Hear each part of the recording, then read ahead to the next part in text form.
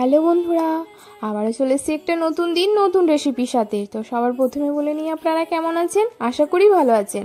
তো দেখুন আজকে একটা দারুণ রেসিপি শেয়ার করবো, প্রায় সকলেরই পছন্দের এই চিকেন পকোড়া। আর শীতকালের দিনে সন্ধেবেলায় চায়ের সাথে যদি চিকেন পকোড়া হয় তাহলে আর কিছুই লাগবে না, পুরো চা খাওয়াটা বা সন্ধেটা পুরো জমে যাবে, তাই না? তো দেখুন আজকের পর থেকে আর দোকানে কিনে খেতে হবে না, একদম বাড়িতেই বানিয়ে নিতে পারবেন চটজলদি। তো দেখতে থাকুন। প্রথমে আমি চিকেন 2 কেজি মতো চিকেন নিয়েছি, তারপরে ওটাকে আমি নুন এবং ভিনিগার দিয়ে মেখে নিয়েছি, তারপরে লঙ্কা গুঁড়ো এবং হলুদ গুঁড়ো দিয়েছি। আপনারা আপনাদের পরিমাণ মতো দেবেন। তারপরে ভালো করে ওটাকে হাত দিয়ে মেখে নিয়েছি। 2 মিনিট মতো ভালো করে মেখে নিয়েছি যেন প্রত্যেকটা চিকেনের সাথে লঙ্কা গুঁড়ো, হলুদ গুঁড়ো এবং নুনটা মিক্সড হয়ে যায়। তারপর আমি 5 মিনিট ঢাকা দিয়ে রেখে দিয়েছি। তারপরে আমি বাকি ইনগ্রিডিয়েন্টসগুলো দিয়ে দিয়েছি। এর মধ্যে দিয়েছি রসুন বাটা, আদা বাটা এবং কটা কাঁচা লঙ্কা বেটেছিলাম, ওটা অ্যাড করে দিয়েছি। তারপরে আবার কিছুটা পরিমাণ কাঁচা লঙ্কা কুচো দিয়েছি। তারপরে বেশ কিছুটা পেঁয়াজ কুচো দিয়েছি। পেঁয়াজ কুচোটা কিন্তু মানে খুব ফাইন চপ করতে হবে, মানে কুচো কুচো করে কাটতে হবে। তারপরে দেখুন এখানে দিয়েছি একটু চাট মশলা আছে আর একটু গরম মশলা আছে, এটা অপশনাল, চাট মশলা থাকলে দেবেন, না থাকলে না দেবেন। তারপরে দিয়েছি আবার কাশ্মীরি লঙ্কা গুঁড়োটা দিয়েছি, এটা কালারের জন্য অবশ্যই দিতে হবে। তারপরে সয়া সস দিয়ে দিয়েছি। তারপরে দিয়েছি টমেটো সস, অবশ্যই কিন্তু সয়া সসটা চিকেন পকোড়াতে টমেটো সস এবং সয়া সসটা কিন্তু দিতে হবে, নাহলে খুব একটা টেস্টি হবে না।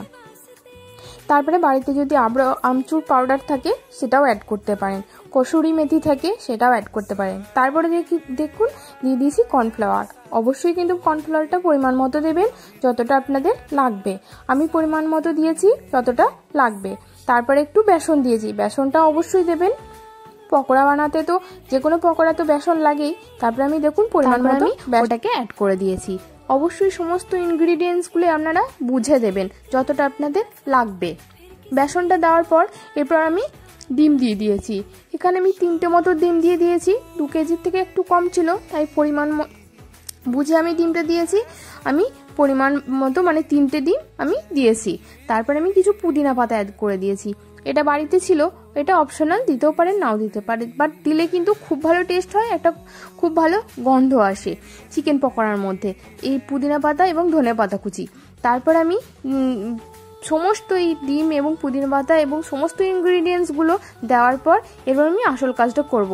এই আসল কাজটা হচ্ছে 5 মিনিট ধরে আমি কিন্তু এই সমস্ত মশলার সাথে চিকেনগুলো মাখতে থাকবো, যেন খুব ভালোভাবে চিকেনের সাথে এই মশলাগুলো মিক্সড হয়ে যায়। তারপর আমি কিছু গাজর কুচিও অ্যাড করে দিয়েছি। গাজর কুচিটা দিলে কি হয়, খুব ভালো টেস্ট হয় আর একদম দোকানের মতো পারফেক্ট পকোড়া তৈরি হয়। আর পকোড়ার পরিমাণটাও অনেকটা মানে বেড়ে যায়। চিকেন দিলে কি হয়, শুধু চিকেনের টেস্টটা পাওয়া যায়, আর গাজর কুচি, পেঁয়াজ কুচি বা আরও যদি সবজি দিতে চান সেটাও অ্যাড করতে পারে। তারপর আমি 10 থেকে 15 মিনিট ঢাকা দিয়ে রেখে দিয়েছি। ঢাকা দেওয়ার কারণ হচ্ছে এই ঢাকা দিলে কিন্তু চিকেন পকোড়াটা খুব ভালো, চিকেনটা খুব সফট করে আর পকোড়াগুলো খুব ভালো ফোলে। আর আপনারা আর একটা ইনগ্রিডিয়েন্টস অ্যাড করতে পারেন, সেটা হচ্ছে বেকিং সোডা বা যেটাকে বলে খাবার সোডা। এটা দিলে কি হয়, খুব ভালো ক্রিস্পি হয় এবং ফোলে। আবার আমি দেওয়ার প্রয়োজন হয়নি, আমি যেহেতু কর্নফ্লাওয়ার অ্যাড করেছি সেহেতু আর খাবার সোডাটা দিইনি। তো দেখুন আমি 10 থেকে 15 মিনিট ঢাকা দিয়ে রাখার পর আমি তেলটা কিন্তু আগে থেকেই গরম করতে দিয়েছিলাম। খুব বেশি গরম হলে তবে আমি একে একে চিকেন পকোড়াগুলো ছেড়ে দিয়েছি। আর এই চিকেন পকোড়া কিন্তু লো থেকে মিডিয়াম আঁচে ভাজতে হবে, একেবারে হাই হিটে দিলে হবে না, তাহলে কিন্তু ওপরটা পুড়ে যাবে, ভিতরটা কিন্তু ভালো করে ভাজা হবে না। তো আমি লো টু মিডিয়াম আঁচে ভালো করে ভেজে নিয়েছি। দেখুন খুব ভালো কালার এসছে আর একদম খুব ভালো, ওপরটা যেমন ক্রিস্পি হচ্ছে, ভেতরটা কিন্তু খুব ভালো সফট হয়েছে। তো অবশ্যই এইভাবে একবার বাড়িতে ট্রাই করবেন আর আমাকে কিন্তু জানাতে ভুলবেন না। তো দেখুন প্রত্যেকটা পকোড়া কিন্তু একই সেম মানে প্রসেসে আমি ভেজে নিয়েছি। আর যখন প্রথমে পকোড়াগুলো ছাড়বেন তখন একটু গ্যাসের ফ্লেমটাকে হাই করে দেবেন, তারপরে যখন ভাজবেন তখন লোতে দেবেন। এইভাবে ভাজলে কিন্তু পকোড়াগুলো খুব ভালো ভাজা হবে। আর আমার প্রত্যেকটা পকোড়াই কিন্তু খুব ভালো ভাজা হয়েছিল, একদম ক্রিস্পি হয়েছিল আর ভেতর থেকে খুব সফট হয়েছিল। তো অবশ্যই বাড়িতে একবার এইভাবে ট্রাই করবেন।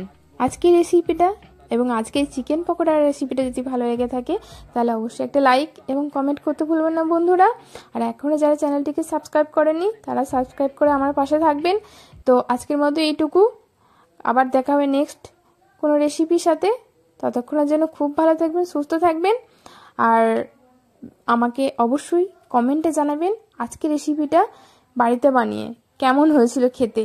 আর আজকের পর থেকে নিশ্চয়ই আর পকোড়ার জন্য দোকানে যাওয়ার প্রয়োজন হবে না, এইভাবে কিন্তু বাড়িতে অবশ্যই একবার ট্রাই করতে পারেন। একদম, আর কালারটা দেখুন পুরো বাজারের মতো, ভেতর থেকে খুব সফট হয়েছিল। আমি তো আর